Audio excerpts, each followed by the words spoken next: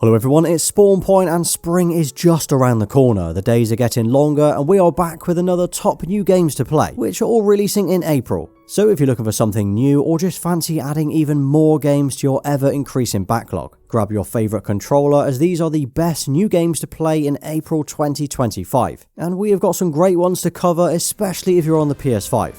Okay, so first up is Clair Obscur Expedition 33, and this looks like it's going to be something special. So it's an RPG set in a world inspired by Belle Epoque France, and the story follows someone called the Paintress, who every year wakes and paints a cursed number. And everyone of that age turns to smoke and you are erased for eternity. And you guessed it, tomorrow's number is 33. So you play as Gustav alongside his crew in this turn-based RPG, part of the Expedition 33. And you're on a mission to destroy the Paintress to save anybody else from ever dying again. Now during the mission you'll team up with fellow expeditioners on their final year as their fate is already sealed, following the trail of death that's been left from previous expeditions. As it turns out, you're not the first to do this. Now from the early gameplay, demo and trailers that we've seen, expect the combat to be challenging and fast-paced, with a totally different spin on the classic RPG that we've seen before. Also, the visuals and art design of this slightly gothic looking world are absolutely stunning. So Clair Obscur Expedition 33 launches on April 24th, and that'll be available on the PS5, Xbox Series and PC, and if you're on Game Pass, it is coming straight to that on day one.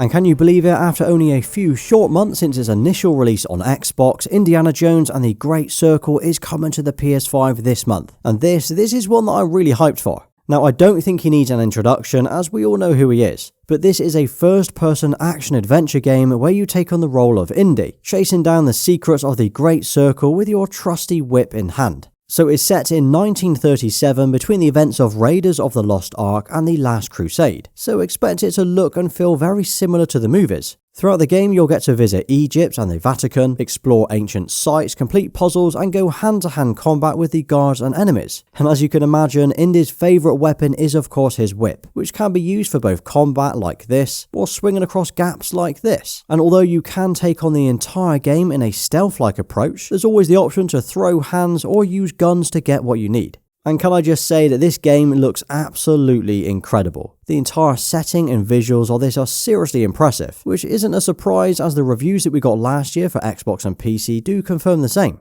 So Indiana Jones and the Great Circle is coming to the PS5 on April 17th, unless you go for the Premium Edition and you'll get to play that 2 days early on April 15th. Let me know if you'll be playing it on the PS5 or if you've already played it on the Xbox, what your thoughts are. And another Xbox exclusive game coming over to PlayStation this month is Forza Horizon 5, a game that I never thought we'd see on here. So this is an open world arcade racing game that Xbox players have had for the last 3 years, and it is without doubt one of the best arcade racing games out there. So to say it is finally going to be playable on the PS5 is pretty unreal. So Horizon 5 is set in Mexico where you get to explore the massive open world, free roam around the towns, roads and beaches, complete challenges, race, collect cars and modify them. It's also got an incredible weather, season and time of day rotation that makes driving around pretty impressive and varied. Now I have been playing this on the Xbox for years, and although I've got everything I want on there including some ridiculous cars, I'll still be playing this again on the PS5 to get the platinum. But it has been confirmed though that although the game will be cross-play, meaning Xbox, PC and PlayStation players can play together, no progress or game saves will be transferable. This means you'll need to start from scratch if you're playing it again, and you'll need to grind those cars and in-game credits. But anyway, Forza Horizon 5 drops on PlayStation 5 on April 29th. Will you be playing this? And here's a blast from the past. For those who owned a PS1 back in the day, we are getting a remaster of Croc, this time Legend of the Gobbos, and this is an absolute classic. Just like before, we play as Croc, a young little crocodile exploring the 45 levels spread across 5 different worlds. And from the trailer, it looks like they've done a pretty good job of keeping that nostalgic vibe, but with those much needed improvements. Like we're getting widescreen support and a higher frame rate, along with new visual modes as well. So there's going to be a remastered mode which gives us new textures, models and lighting, which you can see here. Or you can even enable a retro mode if you want to play with that classic vibe like the old days. Now I'm not going to lie, but this is how I remember it looking back on the PS1. So it's mad to see how different it looks today. On top of that, there are a few quality of life updates, including a big one for me. Bosses now have health bars, so you don't need to guess anymore. We're also getting things like updated or modern controls, and they've even added reverb, which was missing from one of the earlier trailers. Now, although this was originally released on PlayStation, the new remaster is coming to PlayStation, Xbox, PC and Switch on April 2nd. Next up, if you're a fan of Genshin Impact and fancy winning one of these limited edition gift boxes, let me tell you about today's sponsor. So last week, UGREEN sent me this awesome box out in collaboration with Genshin Impact, and they've told me that they're giving away 100 of these on their site. So let me show you what's inside. Now, everything in here is branded with Genshin Impact, or in particular Kinich, and this is such a cool and unique design. So we've got a Nexode power bank, which is a 130 watt, 20,000 milliamp hour quick charging power bank. And it's even got a screen on the front here to see what's going on. And this is going to be perfect for charging your gear away from your setup or charging your handheld consoles like the PlayStation Portal. Then we've got a 15 watt wireless charger which you can flip open and attach your phone to the top. There's also a branded 100 watt USB-C charging cable and a Nexode charger with USB ports on the back. Now, to be honest, I have been using UGREEN stuff for years, and I can confirm that it's all really good quality and they are great for keeping my phones and handheld consoles charged up. There's also loads of other things in here, including a pop socket to go on the back of your phone, a branded bag, and loads of other bits as well. So yeah, if you want to win all of this, make sure you click the link below and see if you can get UGREEN's Genshin Impact gift box sent out to you. And if you're looking for a totally chill, journey-like game, we've got Koira. This is a new adventure game where you play as a forest spirit who has to rescue a lost puppy and try to get back home. The two of you will then go on an adventure together through this hand-drawn world, solving puzzles and communicating only by the way of music. I've got to say that the art style of this is absolutely stunning. But as for the puppy, you'll need to feed, take care and play with it, as well as navigate through what looks like snowy hills and dark caves, all while trying to avoid the hunters in the shadows. So if you've ever played games like Endlings or Journey, Koira should be perfect for you. So this launches on April 1st on PS5 and PC, and as it's an indie game, it's only going to cost $17.99, so it might be perfect to fill the gap between some of those bigger games that you're playing. Okay, so next up, The Last of Us Part 2 is getting an update on PS5 and the remastered version is coming to PC, just in time for Season 2 of the TV series. So it follows on from the first game where Joel and Ellie have built a life for themselves, but in Part 2, you play as two different characters, Ellie and Abby. So it's once again set in this post-apocalyptic world, and I think it is one of the most detailed and visually appealing games that we've had on the PS5. Now, because it's finally coming to PC, it's of course got all of the usual PC features as well. Things like DLSS3 super resolution, VSync options, reflection and quality modes, as well as an ultra-wide and super ultra-wide support. I mean, I always felt this game looked great on the PS5, so I can imagine this looking even better on PC. But on top of that, there's new content being added to this update as well, including the No Return mode, which is a rogue-like survival mode. There's also going to be 2 new characters, Bill and Marlene, and 4 new maps. And if you're on the PS5, don't worry, there is a patch coming on the same day that gives us all of the same new features as well. That includes a new skin, new trophies, and the no return content that's coming to PC. So if you're on PC, you get to play this for the first time on April 3rd. And if you're on the PS5, well, you're getting this on the same day via a free update.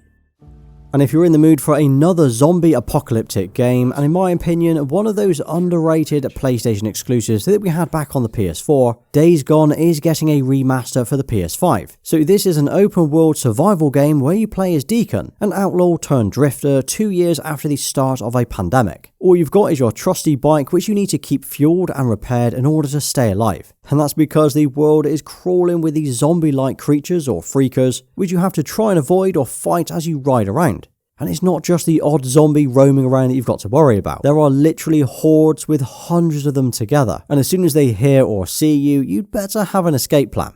Now, as this is a remaster, it does come with a few improvements over the original, including full DualSense controller support, so things like haptic feedback and those adaptive triggers, as well as improvements to the graphics, shadows, and lighting. I mean, this already looked great on the PS4, so it'd be interesting to see how this compares with the mentioned updates. But it's also coming with a couple of new features as well, like Horde Assault, which is a survival arcade mode designed to test your skills. There's also going to be a permadeath mode, so you can play the entire game in a single playthrough without dying. Good luck with that. As well as a new speedrun mode and improvements to the photo mode. And the great thing here is if you've already got the original game on the PS4, it will only cost you £10 or $10 to upgrade to the PS5 version. And I don't think that's actually a bad price. So Days Gone Remastered releases on April 25th, and that's coming to the PlayStation 5 and PC. Next up is South of Midnight, an action-adventure game launching on April 8th. This is brought to us by the same team who gave us Contrast and We Happy Few. But in this one, you play as Hazel, a woman who finds herself in this strange semi-open world. You need to navigate the magical land in third person and fight these mysterious-looking creatures. It's said to have fast-paced combat, exploration, puzzle solving, and a strong emphasis on storytelling. Now, from the trailers, you might have noticed that this game is designed with a stop-motion vibe to it, where it almost looks like it's running at 10 frames per second. But the devs have confirmed that this effect can be switched off in the settings, so if you prefer to run it with a smoother gameplay, well, you can. Although the cutscenes will still look like stop motion, which I don't really mind. It also reminds me of some of those classic movies like A Nightmare Before Christmas and Fantastic Mr. Fox. But anyway, South of Midnight looks proper chill, and that's releasing on April 8th on Xbox Series and PC. And if you're on Game Pass, it is going straight to that on day one. And if you're a Call of Duty or Warzone fan, you'll already be aware of this, but we are getting one of the biggest updates ever this month. The long-awaited return of Verdansk. This is the original map that we used to play back in 2020. You know, those times where we didn't leave the house for months and we smashed this game out far more than we'd like to admit. Now, to be honest, it's been about a year since I played Warzone, as I tend to play multiplayer now, but I have to say that the return of Verdansk definitely has my interest. It still looks like the OG map with some updates, which I'm all for. They've also confirmed it's going to have Easter eggs and things to search around for, but is bringing this map back enough, or do we also want the movement and mechanics of the old game as well? It's certainly going to be interesting to see how this plays out when it drops, and to see if it can really live up to the hype. So yeah, the Warzone update for Verdansk releases on April 3rd. Let me know if you'll be dropping in again. And then on April 15th, we are getting the second installment of Lost Records Bloom and Rage. Now, the first part dropped in February, and just like before, this part will also be coming straight to PS Plus Extra. So it's a narrative-driven game set during the summer of 1995, where you play as a group of friends hanging out in their garage and the local store. You'll get to make decisions throughout the game to create the story, with each decision having an impact on what happens next. Now, if you hadn't guessed it already, this is made by the same team who brought us the original Life is Strange games. Don't nod. So it's going to be a chill and laid-back kind of game, and not like anything else that I would normally play. So Lost Records Bloom and Rage Tape 2 launches on April 15th, and that's coming to PS5, Xbox Series and PC.